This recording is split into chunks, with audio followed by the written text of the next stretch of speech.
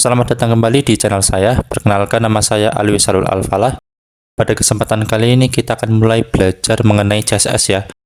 Jadi pada video kali ini kita akan membahas yang pertama ada introduction, lalu ada selector, kemudian ada pseudo class, dan yang terakhir ada pseudo element. Kita masuk ke yang pertama. Oke, untuk introduction sendiri kita akan bahas mengenai sintaks, lalu bagaimana cara CSS itu dibuat. Oke, untuk pembuatan CSS sendiri pada dasarnya dibagi menjadi 3 ya. Yang pertama kita bisa buat dengan cara inline CSS. Kemudian ada internal CSS.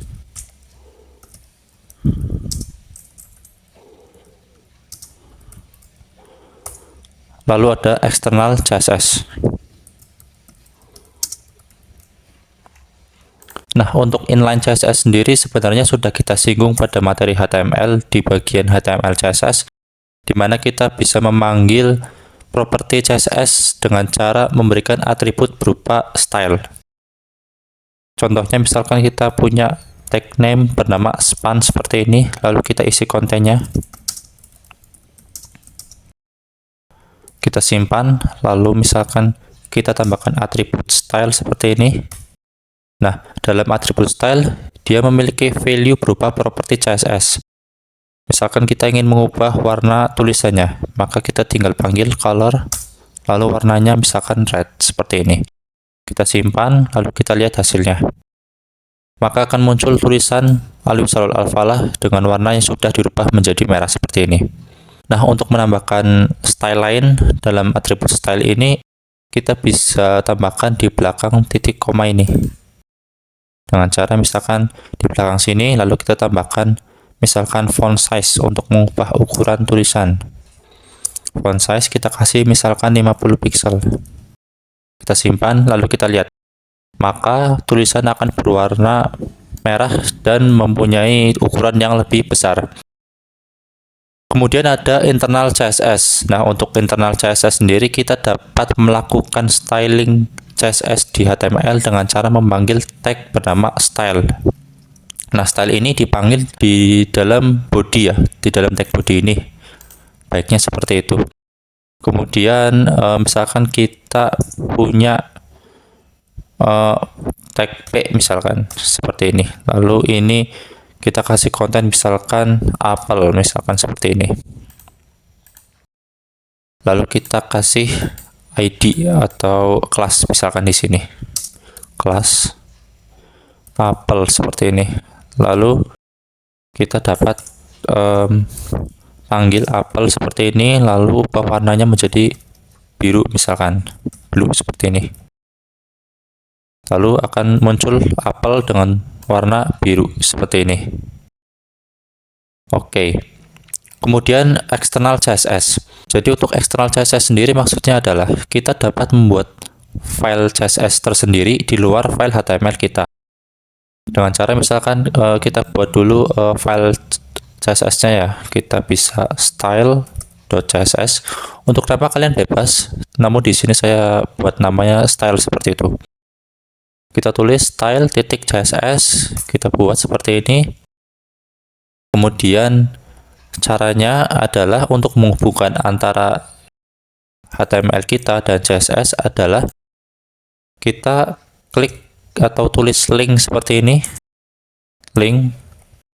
Lalu kita cari yang ini, CSS. Lalu kita cari sumbernya.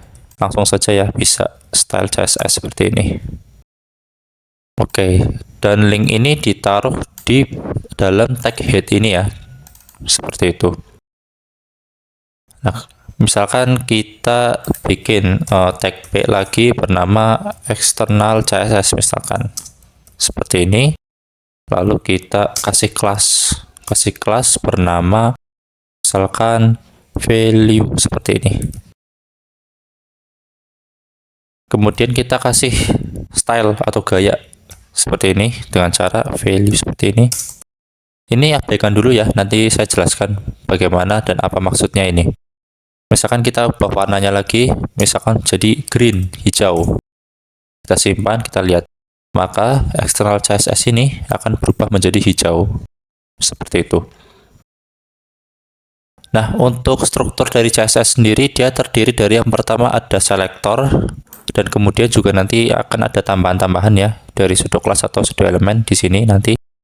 Kemudian ada ini adalah namanya properti dari CSS-nya. Nah, untuk properti CSS ini banyak ya, ada color, ada background color, ada animation, ada misalkan font size, font style, dan lain-lain, banyak sekali.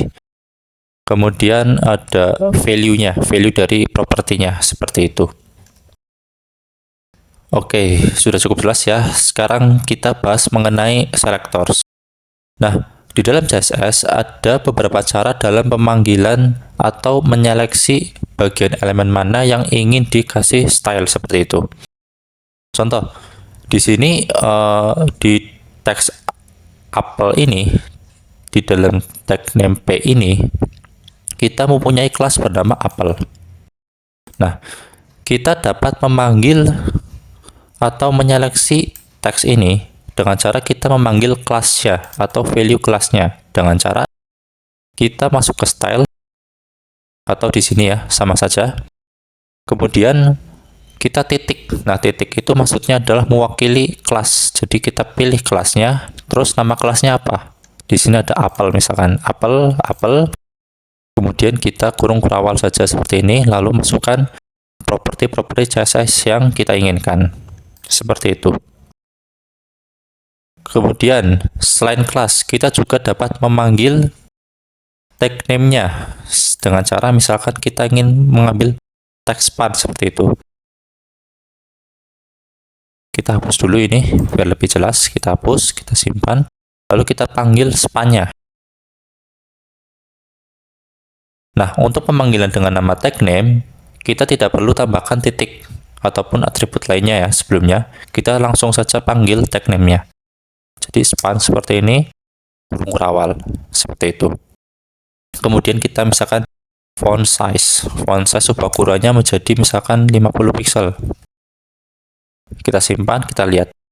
Maka teks span yang dimaksud akan berubah ukurannya seperti itu. Misalkan kita tambahkan lagi teks span lagi di bawahnya dengan konten misalkan ini span kedua seperti itu. Kita simpan, kita lihat. Nah, ini juga akan berfungsi sama. Jadi dia akan menyeleksi semua tag name span di file HTML tersebut seperti itu. Selanjutnya ada ID. Misalkan di sini kita kasih ID ya. ID seperti ini. ID. Kita hapus dulu ini, kita komen dulu, Ctrl/, hapus saja, hapus. Kemudian kita kasih ID 1 misalkan seperti ini. Nah, untuk menyeleksi dengan ID, kita hanya perlu mengganti titik ini dengan pagar seperti ini. Pagar ini maksudnya menyeleksi ID-nya ya. Nah, itu ada elemen ID.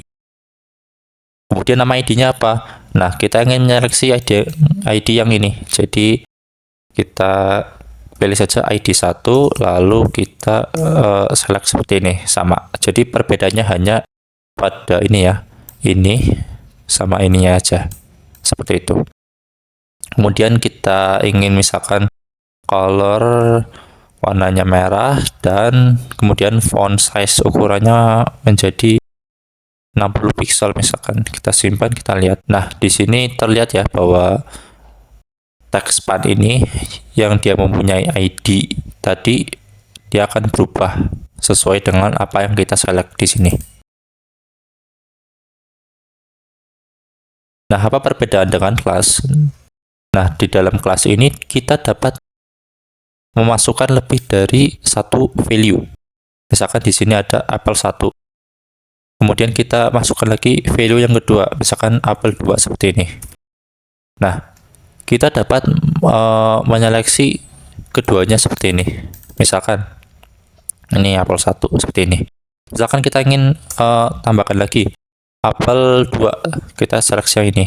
Maka dia akan menyeleksi elemen yang sama dengan apple 1 karena masih dalam kelas yang sama ini. Jadi kelas itu dapat menerima lebih dari satu value. Beda dengan ID. ID itu cuma satu, dia tidak bisa 2, 3, dan seterusnya. Kemudian misalkan apel 2 ya, sebenarnya dia menyeleksi yang ini, tapi coba kita modifikasi font size misalkan 50 pixel seperti ini. Maka apel ini akan berubah ukurannya tuh menjadi seperti ini, menjadi lebih besar. Kemudian ada lagi cara seleksi seperti ini. Kita P, kita panggil tag name-nya, lalu nama kelasnya seperti ini. Seperti itu. Kemudian kita kasih misalkan background color, bisa tidak? Background color green misalkan. Kita simpan, kita lihat. Nah, kita juga bisa melakukan seperti ini. Jadi agar lebih presisi lagi ya. Kemudian misalkan kita punya P value misalkan. P value misalkan. Value seperti ini. Oh ya. Font size 30 pixel. Jadi harusnya P value ini atau yang ini external CSS ukurannya nanti akan berubah menjadi 30 pixel. Nah, ini penting karena misalkan kita mempunyai sebuah kelas yang sama ya, katakanlah kelas yang sama namun tag name-nya berbeda, seperti itu. Contoh misalkan kita ganti ini ya, misalkan ini ganti, kita kasih kelas misalkan, kita kelasnya yang sama, apel 1 seperti ini. Kita simpan, kita ini hapus dulu. Nah, seharusnya si span ini dia akan memiliki style yang sama seperti tag name P ini. Kita coba lihat apel 1 itu untuk mengubah warna. Nah, berarti span ini nanti warnanya akan sama dengan apple ini. Kita lihat, nah warnanya akan sama. Nah, apabila misalkan kita ingin menyeleksi apel ini ya, yang benar-benar yang ada di span ini, bukan menyangkut yang P ini, kita bisa lakukan yang tadi. Misalkan span, kemudian apel 1, lalu misalkan kita ganti color atau mungkin background color.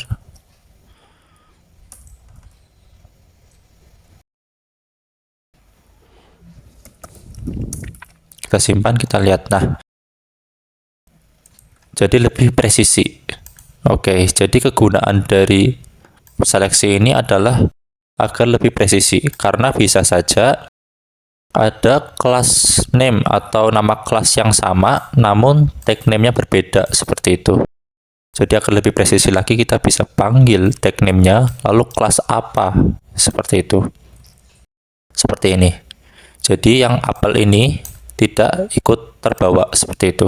Jadi itu adalah cara menyeleksi elemen untuk dibuatkan style atau gaya seperti itu. Kemudian ada pseudo class. Nah, pseudo class ini merupakan sebuah semacam item ya untuk memperbagus lagi tampilan dari HTML seperti itu. Untuk kedepannya nanti kita akan menggunakan internal CSS ya, biar bisa dalam satu HTML ini sekalian. Jadi kita bisa lihat secara langsung seperti itu, tidak perlu gonta-ganti file. Nah, untuk pseudo class sendiri dia macam-macam ya. Jadi nanti akan saya kasih link di deskripsi tentang macam-macam pseudo class seperti itu. Nah, pseudo class itu misalkan kita mempunyai span seperti ini.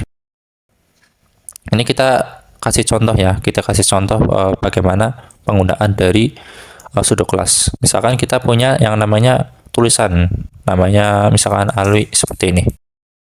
Kita simpan, tidak ada tersedia apa-apa. Terus kita select, misalkan menggunakan tag name, span seperti ini.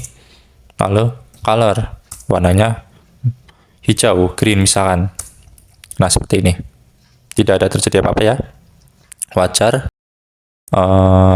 Hanya warnanya saja berubah. Kemudian Jadi untuk menggunakan sudo class ini kita bisa select lagi misalkan apa yang kita mau kasih sudo class, lalu kita kasih titik 2 seperti ini.